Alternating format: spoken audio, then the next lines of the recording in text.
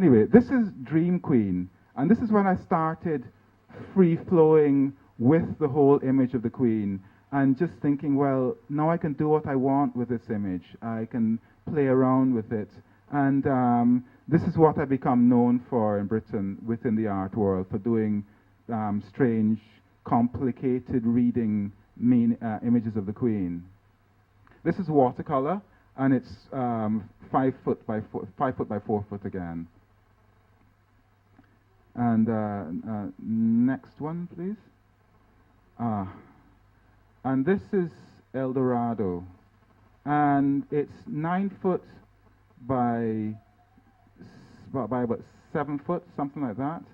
And it's made of plastic swords, plastic toys, and it's part of this work is sort of about going back to a kind of childhood thing. Oh, okay, right, I can afford all these guns, I can afford all these swords, I'll buy them all. So for a while my studio looked like a toy shop, you know. And this is all screwed down onto plywood.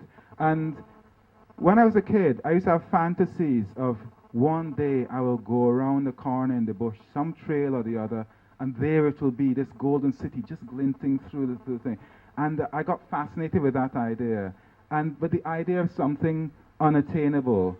But also, if you go to Spain and maybe most Latino countries, you go to a cathedral or church, you'll see Madonna images with rays of light coming off. And that's what these were. These swords were these rays of light. So it was basically, it was trying to reinvent the royal portrait, the royal image. Can we get the next slide, please? And this is Black Queen, and this is a detail. Okay, so we're still in this situation, difficult situation. This piece was done just after the outbreak of war in Iraq, right?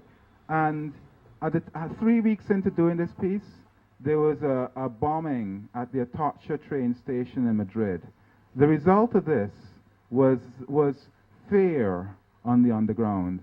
Anybody who looked vaguely Muslim, right? Nobody was sitting next to them. And this went on for not that long, to be honest. It was for seven days. Basically, it's natural human behavior, but it was sad human behavior, if I'm honest, you know. I mean, and so I'm on the tube. So what this is a portrait of a monarch who's in fear. But the reason I say this is not somebody who's afraid himself.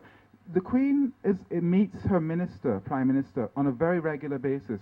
And it's me thinking of somebody who knows so many secrets that it's too much, you know. Because I'm thinking, well, this woman knows stuff from way back when, you know. But the position means you keep it to yourself, you know. And anyway, that's not an easy thing. So the piece is covered in all these things here are spiders, scorpions, and stuff. And what it started to become is a seething ecosystem. And the ecosystem being the same ecosystem if you go up the highway and you go to a creek and you're walking in the bush and you look down by your feet and it's all ants and everything crawling around by your feet, right? That's what this is. So I reached a stage where the face became a landscape and the work started to become more personal, less about a monarch, but more about personal ideas of identity, you know, Guyana and stuff like that. Oh, by the way, all the orange and stuff like that, anytime I use orange, it's always references to creek water. Next, please. Okay. This image here, normally I'd put another image up, but this image here is an image of, I started looking into heraldry a lot. And I started realizing more recently why, right? And one of the reasons why is because I grew up in Guyana when independence hit. So I remember the coat of arms landing. And I saw this drawing, only recently I saw a drawing I did of the coat of arms, the Guyana coat of arms. And so I got into the coat of arms. This is the coat of arms of the City of London, but you wouldn't know it because I've basically made it very South American, very Guyanese, basically. Yeah. It's made out of plastic and hair. I live in Brixton, and there are loads of hair product stalls selling hair for extensions and stuff like that. So all the pink and the yellow, that's all hair, and it's all stapled down onto plywood. And this is about 12 foot across and 8 foot high. Could we have the next image, please? And that's the detail of it close up. You know. And again, as soon as that image ended up like that, I started thinking about Guyana and stuff like that for obvious reasons, you know. I know these are all teddy bear eyes. Next image, please. Right. This is, okay. You know something?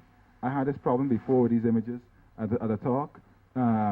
And they're not clear. Don't adjust your glasses. You're not nothing wrong with the glasses. They're not clear. What they are, I'll be very quick, is they're simply bead drawings, right? Beads stuck to the wall and black cord stuck to the wall to make a drawing.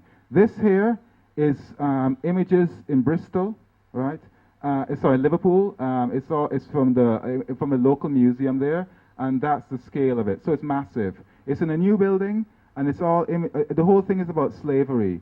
It's in a building called the Blue Coat Gallery in Liverpool, and the Blue Coat Gallery had a massive renovation. The Blue Coat Gallery is a building and was built with slave trade money. So I thought, what you need is a sin eater, a piece which takes the sins of the past. So the piece actually goes like. I know it's blurred, but I'm going to still talk, no problem. Okay, it goes way up into the building. So the piece actually comes out of the building and flows down in it. So it's in the guts of the building, this piece. And it was there to protect the building. They took it down 3 weeks later, massive fire, you know, so maybe we should keep it up. Yeah. Okay. This one here is even worse blurry. So this is Brooklyn Museum, and this is a piece I did for Brooklyn Museum. It's a show called Infinite Island, and it was a show about Caribbean art. And this is 2007, I think, something like that. And basically, it's items from Brooklyn Museum, and the image there is a French image of a slave. You know what? I've never talked about an image which is so blurry. But let's next image, please. Okay. You know, I keep talking about all this political stuff, right? I should explain as Mr. Jackson is here, right? I had 3 options as a career, right?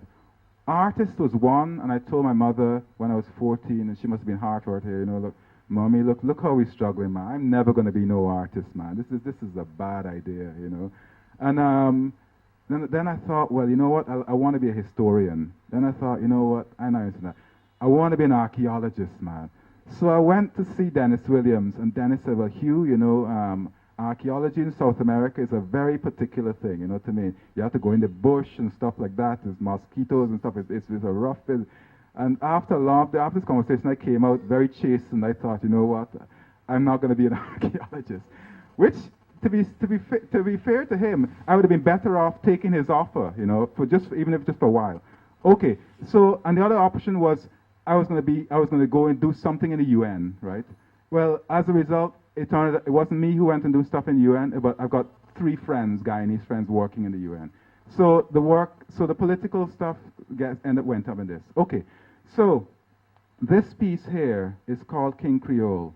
It was commissioned by the BBC, and this is all to do with the Iraq War and the start of the Iraq War. And there was all these arguments in Parliament back and forth about who released what information and stuff like that.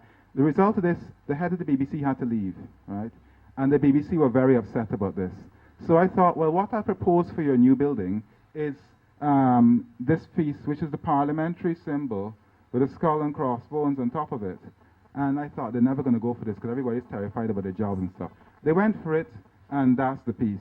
And that's how big it is. What it is, it's flowers cable tied onto a giant grill and put on. But this is where it ended up on the front of Tate Britain for 1 week. They spent a lot of money to put it up there for 1 week.